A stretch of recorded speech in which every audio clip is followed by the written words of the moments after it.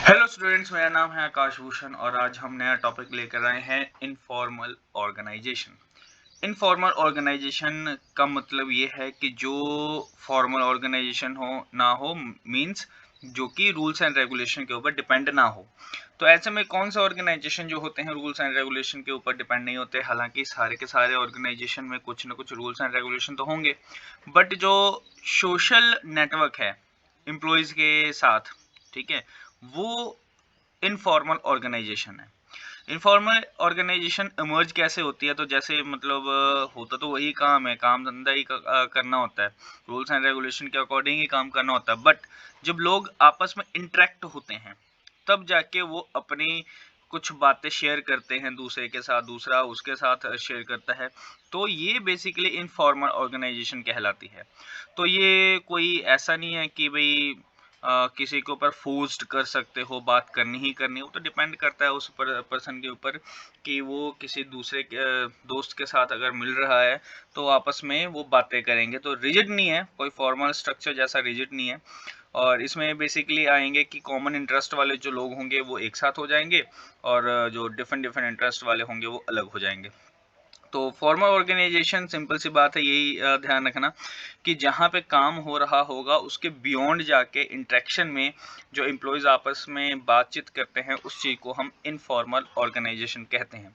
और ये बेसिकली इसके फीचर क्या है?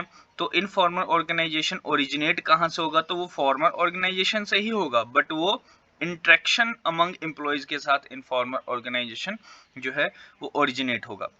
उसके बाद अगर हम स्टैंडर्ड ऑफ बिहेवियर की बात करें तो डिफरेंट डिफरेंट नॉर्म्स होंगे। अलग अलग पर्सन जो होगा अपनी अपनी थिंकिंग रखेगा। हर एक पर्सन जो अलग अलग थिंकिंग रखेगा वो एक दूसरे से अलग हो जाएगा और जो सेम थिंकिंग वाले पर्सन होंगे वो अलग हो जाएंगे। ठीक है, इंडिपेंडेंट चैनल है यहाँ पे कम्युनिकेशन कोई स्पेसिफाइड नहीं है कि आपने जो बात करनी है तो बेसिकली फ़ोन से ही करोगे या आमने सामने होकर ही करोगे। तो यहाँ पे कोई भी स्पेसिफिकेशन की हम बात नहीं करते। और उसके साथ साथ फ्लो ऑफ इंफॉर्मेशन, ये भी हमें नहीं पता होता कि जो इंफॉर्मेशन आ रही है वो कहाँ से आ रही है, कहाँ तक जाएगी, इसका कुछ अता पता नहीं होता। उसके बाद अगर हम बात करें, it emerges the spontaneously and is not deliberated created by the management। तो ये एक ऐसी चीज है जो कि मैनेजमेंट द्वारा क्रिएट नहीं की जाती।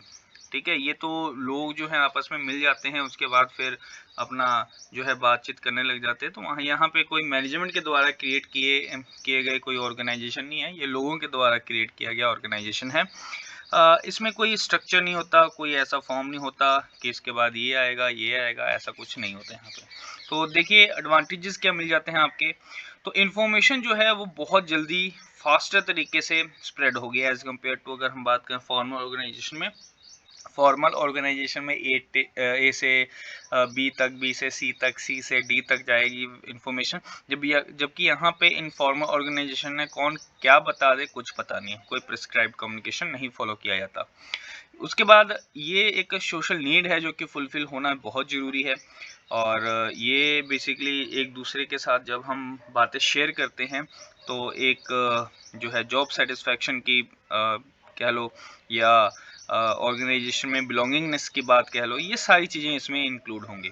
उसके बाद ऑर्गेनाइजेशन के जो फुलफिलमेंट है, ऑब्जेक्टिव्स हैं, वो फुलफिल किए जाएंगे क्योंकि यहाँ पे लोग एक दूसरे से बात करके अपनी कुछ बातें जो या कुछ एक्सपीरियंस जो है शेयर करेंगे।